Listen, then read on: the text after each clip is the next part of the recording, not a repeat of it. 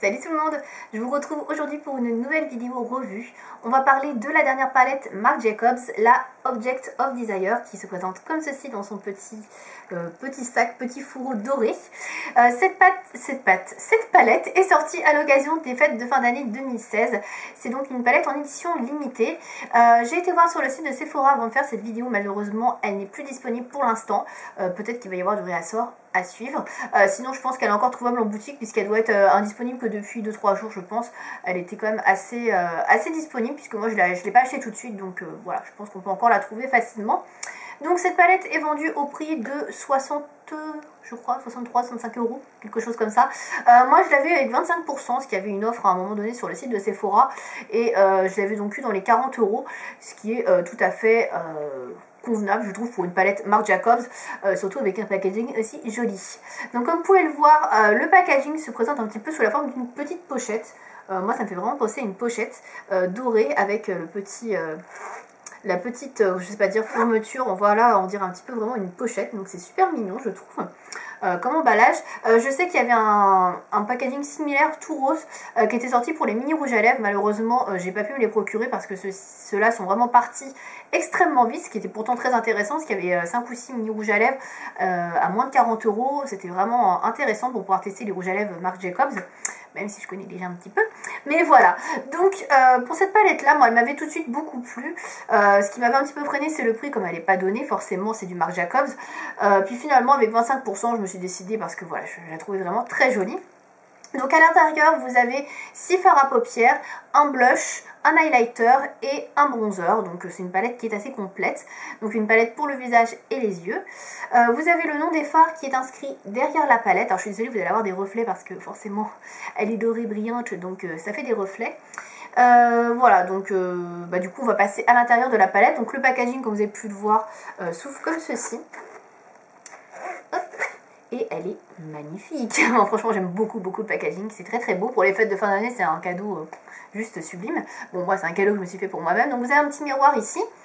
Et vous avez l'intérieur de la palette donc, qui est protégé par un petit truc en mousse. Et vous avez un petit papier qui protège les fards. Alors je vous préviens tout de suite, la palette est un peu sale. Donc je la nettoie vite fait là, rapidement, pour que ce soit un peu plus présentable. Mais comme je l'utilise quand même quasiment tous les jours depuis que je l'ai reçue, donc ça doit faire 2 semaines. Du coup voilà. Donc voici les petits fards qui composent cette palette. Donc vous pouvez voir c'est quand même des fards assez neutres. Donc là j'ai mis un peu mon ongle dedans. Désolée, petit fard. Voilà, c'est des fards quand même assez neutres. Donc on est dans les tons nude ici et dans les tons un peu plus violacés ici. Donc moi c'est tout à fait le genre de couleur que j'adore. Du violet parce que j'ai les yeux verts, c'est top. Et du nude, ça va pour tous les jours. Donc c'est vraiment très bien. Au niveau de l'highlighter qui est ici, c'est un highlighter de teinte moyenne, je dirais. Il n'est pas super clair. Il n'est pas super foncé non plus. Le blush est tout à fait portable également. Donc c'est un blush crème par contre. Voilà, je ne l'ai pas précisé, mais c'est un blush crème. Qui est plutôt joli, hein. Écoutez, moi je le trouve très joli au niveau de la couleur. Moi c'est une teinte que je peux tout à fait porter. Et enfin le bronzer qui est assez clair, donc qui est tout à fait adapté à ma carnation puisque j'ai une peau très claire. Donc voilà, au niveau des swatchs. Donc très clairement pour tout ce qui est visage, je ne l'ai pas trop utilisé. J'ai utilisé l'highlighter plutôt en guise de fard à paupières. Le blush j'en mets plus trop en ce moment, donc je ne l'ai pas utilisé. Et le bronzer, je l'ai juste swatché, il va très bien avec ma carnation, mais je ne l'ai pas encore porté, parce que j'ai envie de quelque chose d'un peu plus soutenu en ce moment. Mais c'est un bronzer que je peux tout à fait porter, quoi, pour faire du contouring. Moi, je trouve qu'il est pas mal du tout par rapport à ma teinte de peau qui, vous voyez, est quand même très pâle. Voilà. Au niveau des fards à paupières, donc je les ai tous essayés, je les ai tous portés. La tenue est vraiment top, ça, il n'y a rien à dire sur la tenue des fards à paupières. Ça tient toute la journée, j'ai pas de problème de matière qui file dans les plis au cours de la journée. Franchement la tenue est top. Bon, enfin j'avais déjà testé les fards donc de chez Marc Jacobs et j'avais jamais eu de soucis non plus avec la tenue de ces fards là parce que très clairement c'est de la qualité quoi. Voilà, c'est cher mais franchement c'est des fards de très bonne qualité. Donc au niveau des couleurs, je vais pas vous faire trop de swatch, quoique il y a si longtemps que je peux vous faire des swatchs. Donc la couleur la plus claire ici, le fard le plus clair s'appelle Lights On. Voilà, je suis en train de regarder de l'autre côté. Donc Lights On qui est ici, qui est très lumineux, il est très joli, irisé. Moi je l'aime beaucoup celui-ci, c'est un de mes préférés. Ensuite vous avez Candlelight qui est ici, qui est en espèce de doré un peu ouais, doré clair, je sais pas trop comment définir la couleur. J'aime beaucoup également, de toute façon ces deux couleurs là ce sont mes préférées dans la palette puisqu'elles sont bien irisées, moi j'adore les couleurs irisées. Et enfin ici vous avez un fard mat, donc un espèce de marron clair mat on va dire, qui s'appelle Dimmer, voilà, qui est ici. Donc qui est pas mal pour le creux de paupière, donc voilà vous avez 3 fards où vous pouvez faire un maquillage qui est vraiment pas mal du tout. Donc voilà pour la pigmentation est vraiment bonne, il n'y a rien à dire. Moi j'aime beaucoup ces 3 couleurs, les combiner ensemble pour faire un maquillage, je trouve que ça rend très très bien. C'est quelque chose de lumineux et en même temps d'assez discret, donc moi j'aime particulièrement. Ensuite vous avez les fards violacés, donc ça c'est quand vous voulez quelque chose de plus coloré, plus foncé, ça dépend comment vous le mettez. Donc aujourd'hui moi je porte ces 3 fards là, donc je sais pas si on va le voir, je vais vous montrer sans les lunettes. Donc le maquillage que j'ai fait aujourd'hui, donc avec ces couleurs violacées. Ce maquillage là vous pourrez le retrouver également sur le blog, donc je pense qu'il sera publié avant la vidéo. Donc vous pourrez aller le voir assez facilement. Donc vous avez ce violet clair là, cette espèce de lilas qui est très joli, qui est un petit peu grisé, qui s'appelle Violet Hour, qui est comme ceci. Donc il fait un peu plus grisé que dans la palette je trouve au niveau du swatch, mais il est quand même très très beau et il est super bien pigmenté, donc il est mat. Juste à côté vous avez Twilight qui est un violet moyen, qui est comme ceci, très très joli celui-ci. Alors celui-ci également est plutôt mat, voilà. Et enfin le tout dernier qui s'appelle In the Dark, qui est celui-là, qui est un violet irisé, très très foncé, presque noir, avec des presque même un noir, donc avec des paillettes qui sont un peu irisées. Et au niveau du swatch, alors attendez, j'enlève les autres pour vous montrer, parce que sinon ça va pas faire joli. Hop, voilà, au niveau des swatchs, comme vous pouvez le voir, la pigmentation est également très au rendez-vous sur ces couleurs-là. Il n'y a pas à dire. Je m'essuie un peu les mains parce que sinon j'en ai partout et que je vais en mettre partout sur ma palette.